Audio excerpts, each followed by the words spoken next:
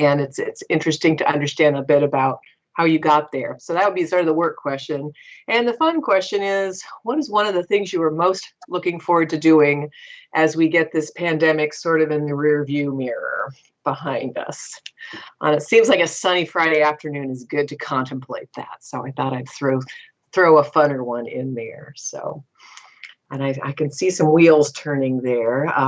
But if you're willing to respond to those, that would be great. I'm open as to who wants to go first. Karen, I'll jump in. This is Cassie.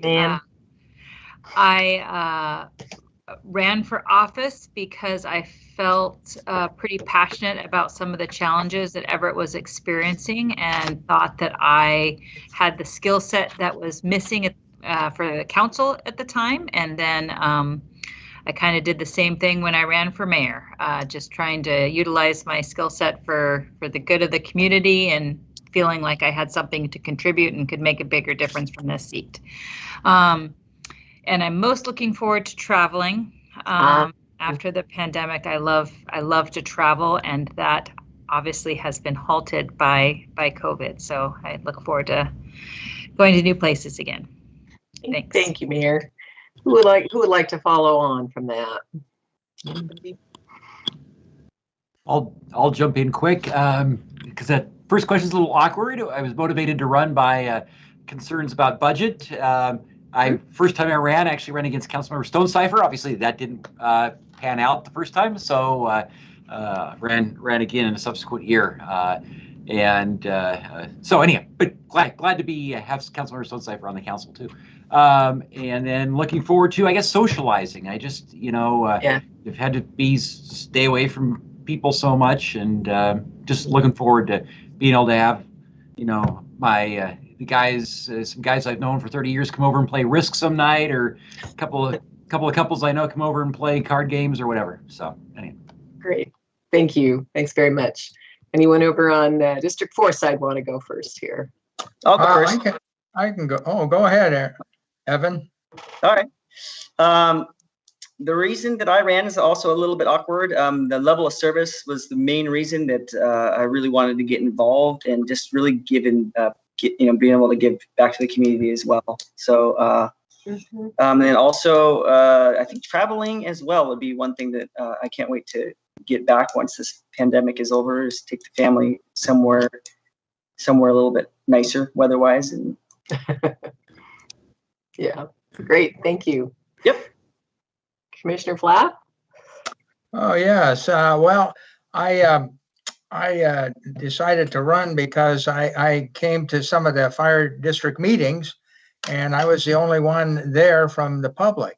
And even when I signed up to run, I was the only person who signed up until like Thursday or Friday of that week to sign up. So I had done things with the school district before, and went to a number of meetings with the city, but so I just thought this might be a way of giving back also to the community and helping out.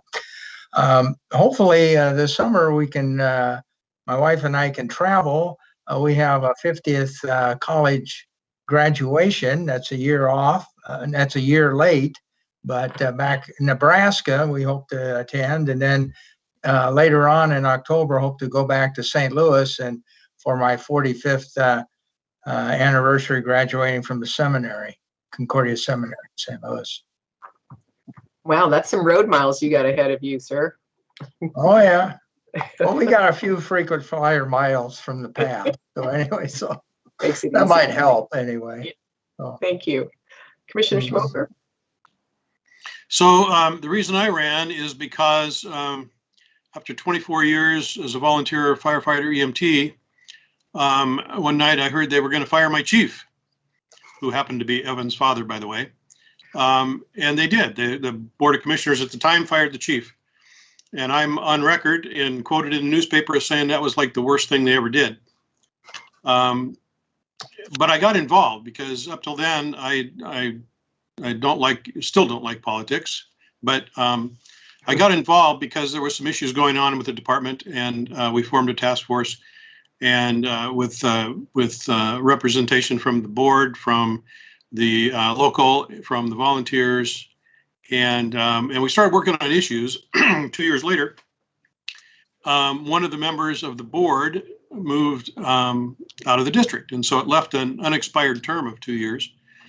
And so I ran for that position. And what was interesting at that time was that even though I had said that all three of those board members were stupid, basically, all three of those board members supported me, endorsed me for the election, as well as the local, as well as the volunteers. And so that's I got involved. I didn't want to lose the momentum that we had going. And my wife had been after me after 25 years. She'd been after me to retire and not go running out of the house in the middle of dinner all the time. So so it kind of worked out that way. What I want to do after this thing is over, I don't know. I think we're planning a trip to Hawaii sometime later this year. So that could be something. That could definitely be something. Sounds good. All right, thanks all. Let's see, staff members that are on the call, maybe we can do a quick round of introductions there. Remind us what you do, where you are, and we'll go through that. Maybe start with the District 4 side of things. Chief? No? I'm there. There Chief you Waller. I'm still the chief of District 4 as far as I know.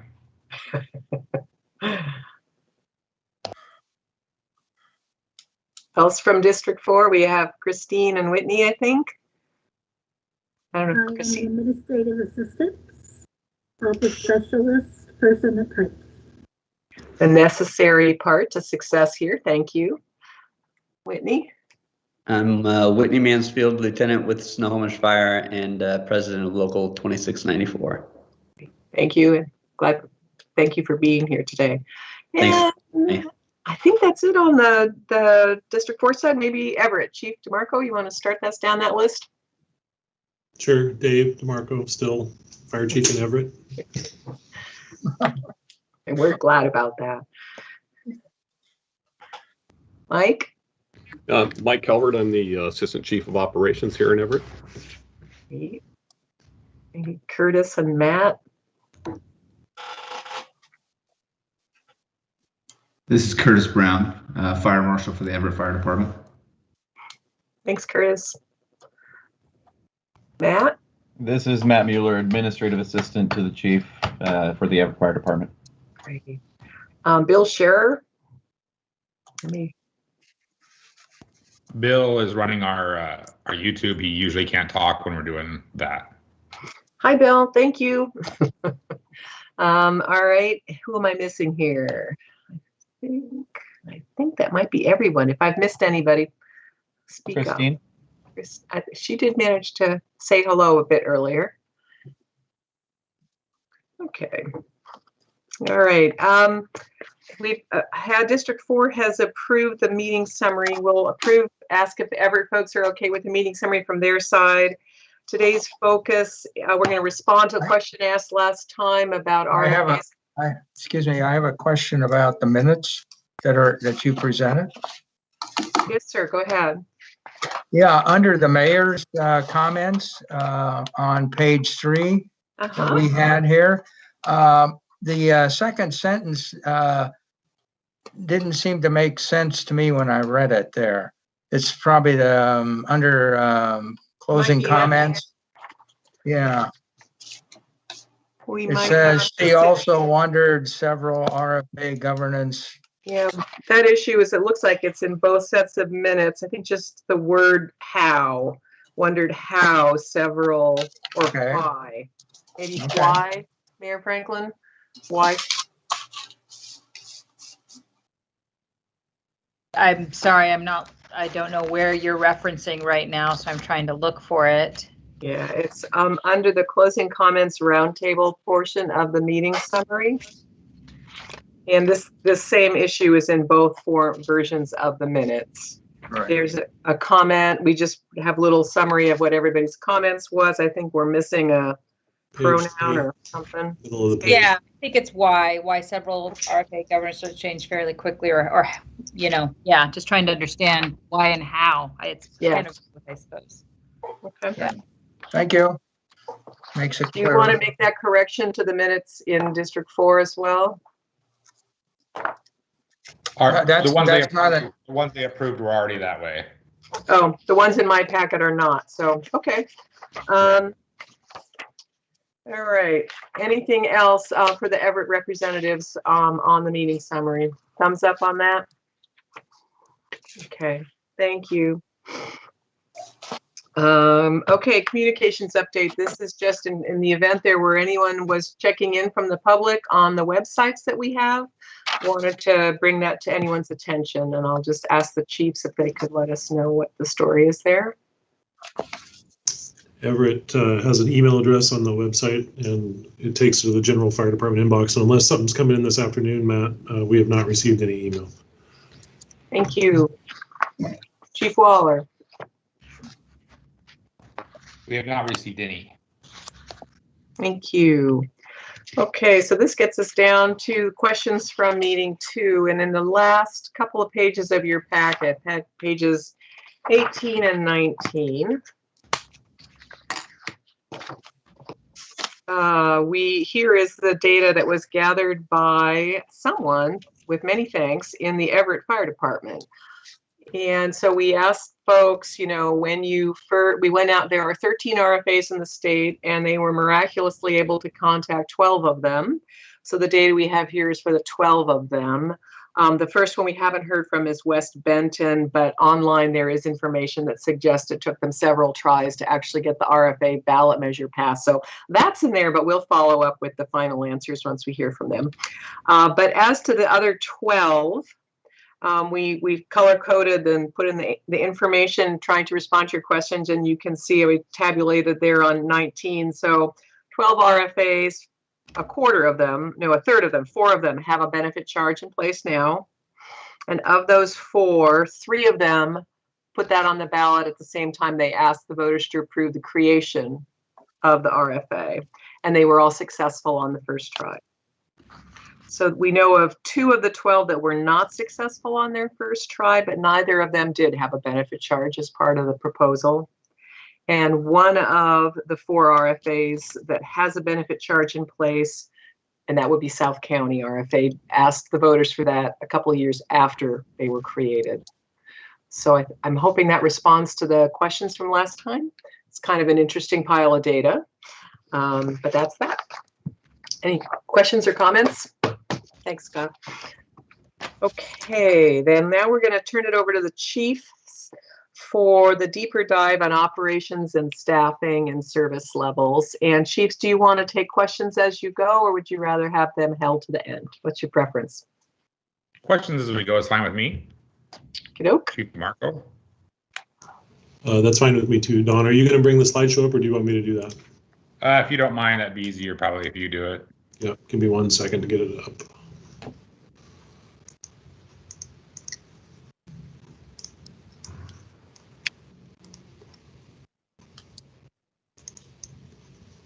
All right, well, I'll run the slideshow today, and we're going to let Don do most of the talking since I tend to flap my gums a lot. We're It's probably a challenge to me. We're not seeing your screen, Chief. Here we go. There we go.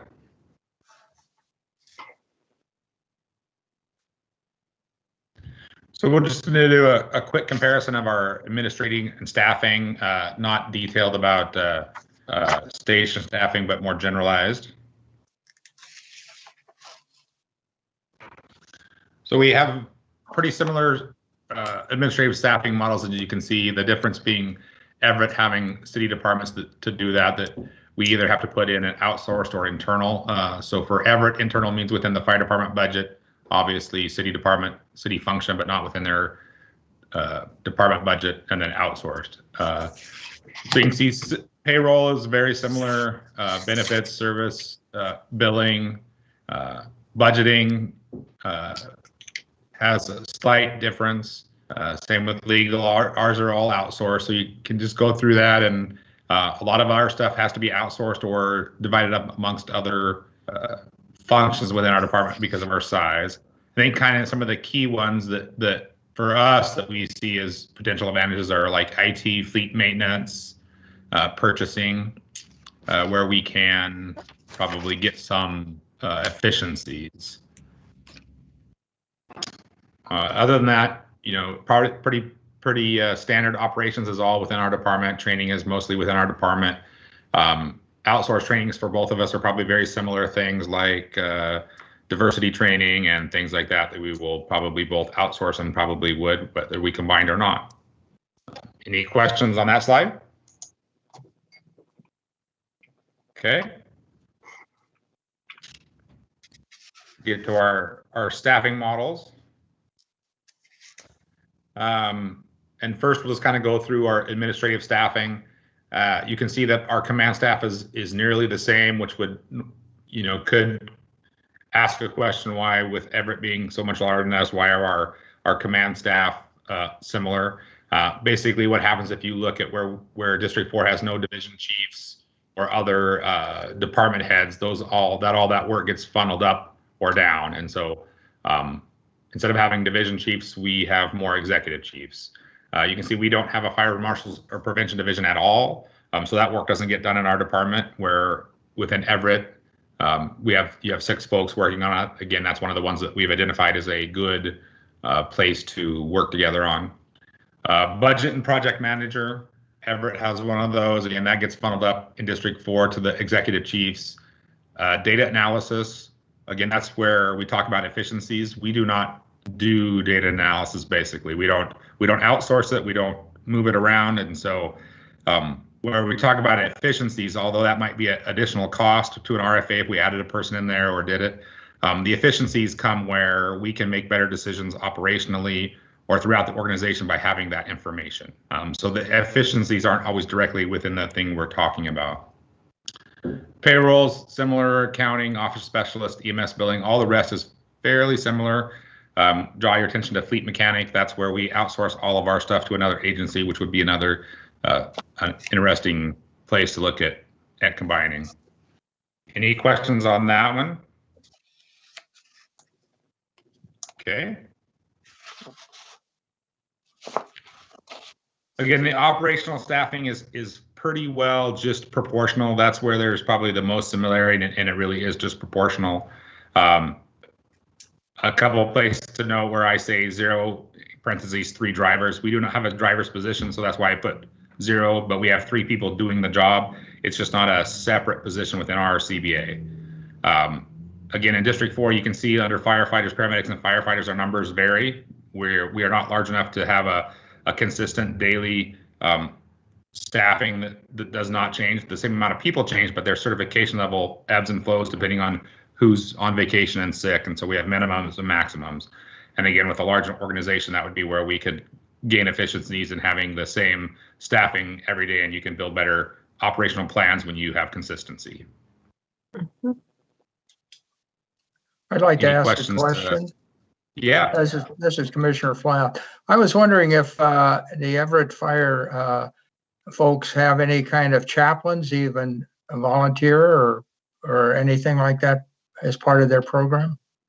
We do. We have, currently there are 4 chaplains. They're City of Everett volunteers. We supply them with uniforms, training, personal protective equipment, and then they are available on call, and they are paged using, they're paged from the dispatch center using Active 911.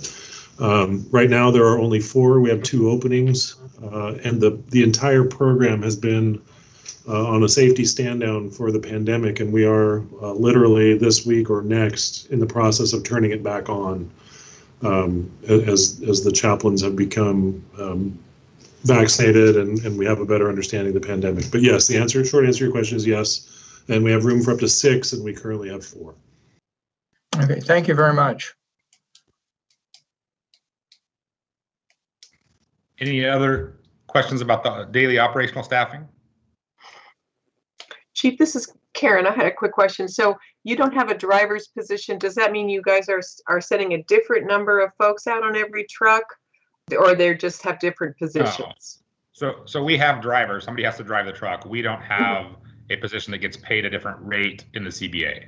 So the person's there, they're just not considered drivers separately, where Everett has a different pay rate in the CBA. So they have the promoted position called driver.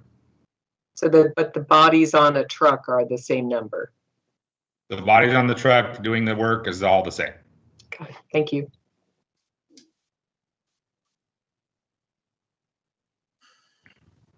So this goes into just, we picked a 10 and a 20-year employee, a basic firefighter, to show labor agreement wise contractually how close we are.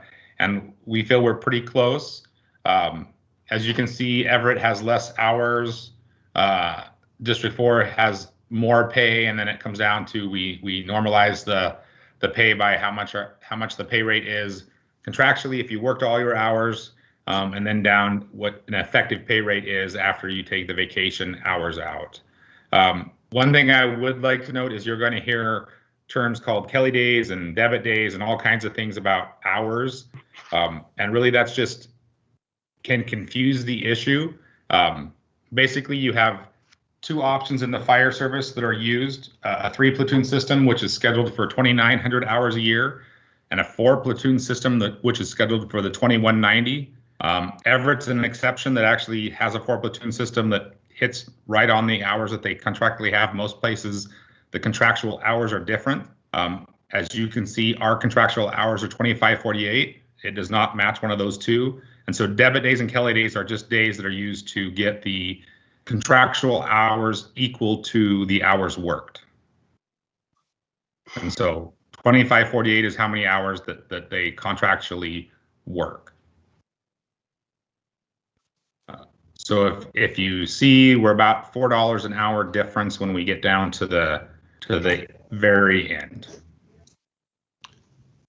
Chief, I'll just add for the benefit of the Everett folks and for everyone really is when the worry about the difference in the labor agreements between the two unions comes up as a concern, and the perception that the Everett firefighters are more expensive than the Snohomish firefighters. As everyone knows, when you negotiate these contracts, it comes down to the jurisdictions that you compare to. And this exercise that produced this data is the same exercise that you do in preparation for negotiations when you do comparison of benchmark employees at different ranks in different years. We were, even Don and I were worried about this when we were talking about this early, but when you do the work on this, we were pleasantly surprised to find that a Snohomish firefighter and an Everett firefighter are very comparably compensated. So for what that's worth. So the fire service kind of has two tracks.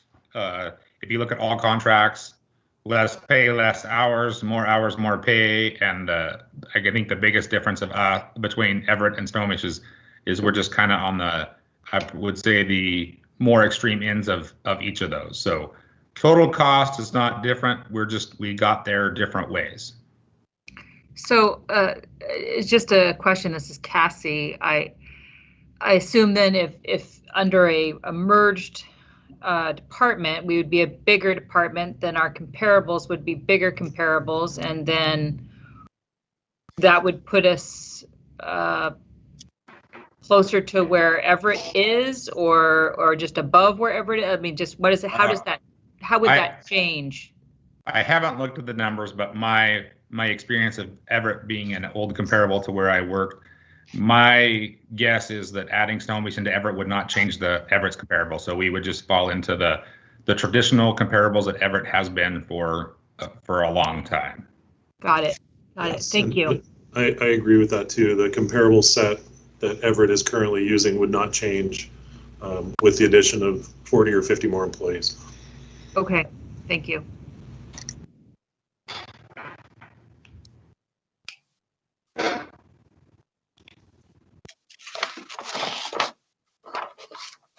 So kind of our takeaways amongst the whole thing,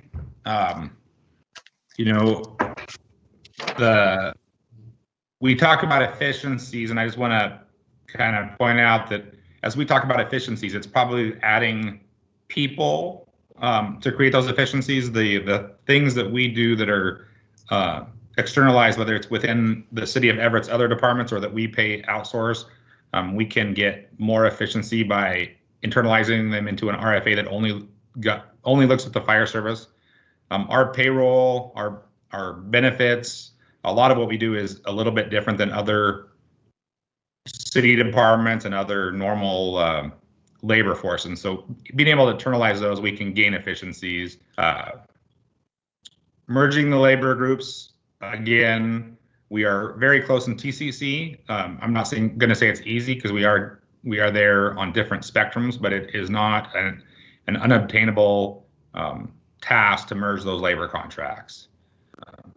Again, the economy of scale, when we get to things like IT, HR, data analysis, facilities maintenance, vehicle maintenance, is where we can realize the reasons that we want to merge these organizations. And then again, like I said, the larger workforce not only helps Everett's having a hard time with overtime and sick leave, but us in District 4, we have a hard time maintaining a constant service level. So our every day is something different, which is harder for company officers and chief officers to plan for when it's not always the same. So merging those labor forces and gaining a larger labor force allows us to maintain a constant and not have the ebbs and flows, the highs and lows. Dave, Chief DeMarco, would you like to add anything? No, I think that the mayor and I spoke briefly last week after our last meeting, and she asked, because we're talking about efficiency, and the Everett Fire Department, as we've sort of demonstrated already, runs very lean, and administratively we're already very, very efficient. But we do pay millions of dollars each year in overtime, and access to a larger workforce likely would give us a lower overall operating cost. And so from the Everett perspective, when we talk about efficiency lies in the body of number of firefighters that the department employs. And as the chief said for District 4, they're looking for consistent staffing, and we are looking for a pool of staffing that is larger and therefore, in our case, a little bit lower cost. So that's more, there's efficiencies on both sides. They're just different and derived differently. So, Chief, this is Cassie again. I think it would be good for Everett team, maybe all of us, to understand the staffing needed by other Everett city departments to support the fire department currently. I think that would help us anticipate the staffing that may be needed for the fire district. But how many, District 4 outsources it all, and we use city departments that are used by other city departments. And so what is the amount of time our IT team members in FTEs spend on Everett Fire? What is the amount of time finance and HR? And that kind of would help me understand the, what would disappear from the city, that those team members would have time to focus on other areas of the city, and also help us plan what the staffing of a fire authority would need to look like for the support services. Yep, we can work on that. Also, I guess I'll just draw attention to the top line of this last slide where it says, merged organization requires internalization, and we would need to do a much deeper dive. We need permission to go past these first 5 meetings to give you a detailed analysis of what a proposed org chart would look like. But we can tell you that the head count of people in administration on both sides would not need to increase, that we believe that the total number of employees, first, no one will lose their job. And second, we would not need a massive expansion in the number of people doing the work overall in order to be able to operate the department. But to be able to give you a detailed answer to your question of exactly what that looks like, we're going to need more meetings. But you would need to hire someone in HR and finance. I mean, those people don't currently exist in either department, right? So those are the extra bodies that would need to be hired, not additional chiefs and division chiefs. And I get that. I get that. Yeah. Correct. Yep. All right, I'll put the screen down unless anybody wants to see some of these slides again.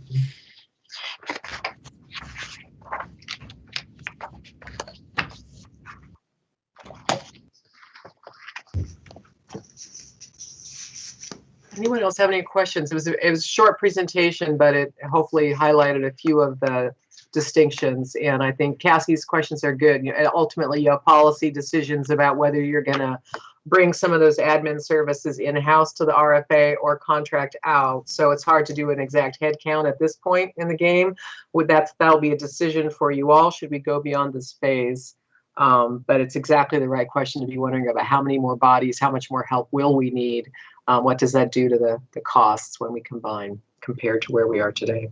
Well, and I think for Everett, it just makes a lot of sense. It helps us understand the impact of losing the fire department on the of city services. And so, yeah.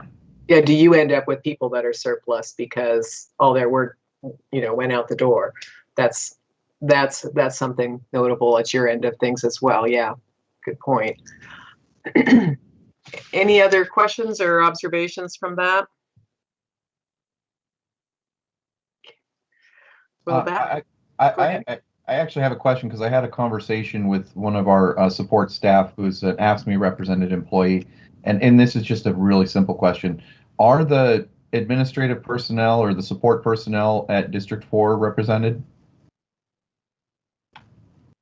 And if so, who are they represented with, through? They are not representative. Our firefighters are the only local that we have at District 4. So all of our administrative staff are under personal services contracts directly with the district. Okay, thank you. Is that true at Everett, Dave, or your admin folks are unionized? They're represented. Okay. We have a handful of both. We have exempt administrative staff and we have a few AFSCME represented administrative staff as well. Okay. Thank you. Any other thoughts or questions? Okay.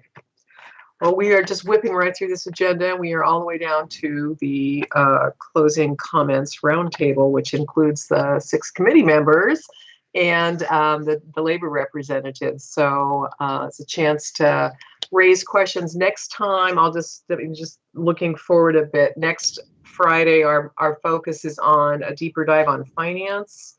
What are the financial obligations of each of the agencies, and how are they comparable? And so we'll be looking at that. So as we're closing out today, if there's something that is of particular interest to you with respect to a deeper dive on finance, go ahead and flag that for us so we can try to be responsive in the presentation. And otherwise, any comments or other questions that you have that we could follow up on next week, that would be great. And then we can return to our normal scheduled sunny day programming on a Friday afternoon. Karen, can I start? This is Whitney. Sorry. Sure, go ahead, sir. I don't know if everybody on here is aware, but we do have a countywide interlocal agreement between the local unions for the International Association of Firefighters of how a merger like this would take place. It kind of gives us an outline of how the positions would transfer over and the basic structure of the way things would move together. There would be a lot of fine points that we would have to work out between the two locals in negotiating those contracts and moving forward, but there is a basic structure that we would follow based on that interlocal agreement. Thank you, Whitney. Anything else you would note for us about that? I mean, it's a challenge to bring any of these units together, but you guys have been thinking about it, I assume. Yeah, I think that Chief Waller's presentation and Chief DeMarco's presentation kind of highlighted the two biggest issues, which are they work a lower amount of hours, and we make a little bit more money, but we work more hours for that money. So I think those typically would be the biggest issues that we would have to come to agreement on. I don't know that I don't want to get paid less, and I'm sure that Paul and his group don't want to work more. So, figuring out those things would be the biggest challenge. Thanks for breaking that down. That's super clear. Yeah. Okay. Anyone else want to chime in here as we go around the committee and also hear from Paul? Although I don't think Paul's on the line today, so we may miss out hearing from him. I got a message from Paul. Paul's not here today. Okay. All right. Commissioner Schmoker, I'll just ask, any closing comments or questions about finance we should be mindful of as we prepare for next week? Only, I might just comment on the combination of the locals. I think looking at the numbers, it seems like we're pretty close. And you're messing with, you're moving this piece over here and that piece over there. But I think the end result, as Whitney said, he doesn't want to get paid any less. They don't want to work anymore. I think they're so close right now that it's not really, I think they'll be fairly easy to work out. I mean, it's not going to be slam dunk, but it should be fairly easy. As far as the administrative staff and adding or taking away staff from either the city or the districts, I think Chief DeMarco's comments about that are accurate. When we get down to the details, we'll know more, but on the surface, it looks like that's pretty accurate. So that's about all I have to say about finances. Thank you. Who wants to go next here? Any quick comments on the way out here? This is Commissioner Flath, and I was wondering about the local unions. Are there contracts expiring near each other, or are they, is there some distance between them? I believe they both expire at the end of this year. There's actually 3 contracts, as our battalion chiefs have a separate contract. So 3 contracts all expiring at the end of 21. So those will be negotiated long before we do any combination of districts. So once that happens, my guess is, and Whitney is more in tune with this than I am, but I'm guessing that in working out the details of the combination of the districts, that will it won't have anything to do with when contracts expire. They'll be renegotiated as part of the merger, I'm guessing. Yes. Yeah, my understanding is that the contract would not be negotiated until the merger is approved. So until that happens, there's nobody for us to bargain a contract with, really. So while we would try to figure out the basic points of that, the finer points would have to wait until the actual approval of the RFA happened. Right. Typically, so to be just a little bit more clear, nothing is going to change until we get to a point where we decide to go to the voters. At that point, we may start adjusting a few things, but until it's actually approved, nothing's really going to change. Yeah, and if anybody, the process, typically we do effects bargaining first after the approval. That gets done, and then you have to go right into bargaining the new contract, which is hopefully, if you did the job right, pretty much based off the effects bargaining. And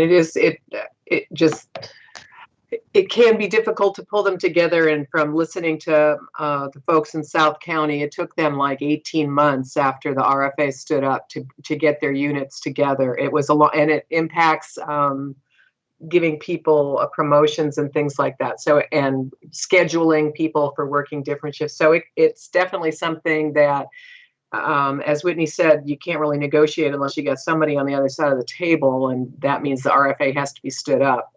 And usually in order to accelerate your receipt of taxes, you will want to stand up you'd want to go to the voters in a few months before you start receiving your taxes, but that sort of typically means people go to the voters in August, and then the effective date for the new RFA is October 1st. And that's when you could start negotiating, and your RFA levy monies would start to be imposed then in January. So financially, it's fast, and that's what you want. But on the labor side, it's hard to move that quickly. There's nobody on the other side of the table, and you can't start negotiating until you're there, and you're operating. You have the responsibility to operate all together, but you're still living with two contracts. It generally means that some of the people in this call will be working a lot of Friday afternoons at some point in the future. And some of you, not so much. All righty. Who would like to offer anything else as we close out this topic and anticipate talking about finance next week? Anyone? I want to hear from everybody. Here goes Cassie. Chief DeMarco, I would encourage you to reach out directly to Councilmember Stonecipher, who's not here, as she may very well have some questions that may help in crafting your and Chief Waller's presentation next week. So just wanted to encourage you to do that. I feel like I've spent a lot of time kind of thinking about this with you, so I don't have any questions at this time, though I'm sure I will next week when we get the presentation. Thanks. For the benefit of everyone in the call, and if you have thoughts you want to share today that we can, as Karen said, work on for next week, but we designed these 5 introductory meetings specifically to lead into this conversation about finance, and we apologize that some of these meetings have been very basic, because we know that you know how a fire department operates, and we know that you know how a city operates.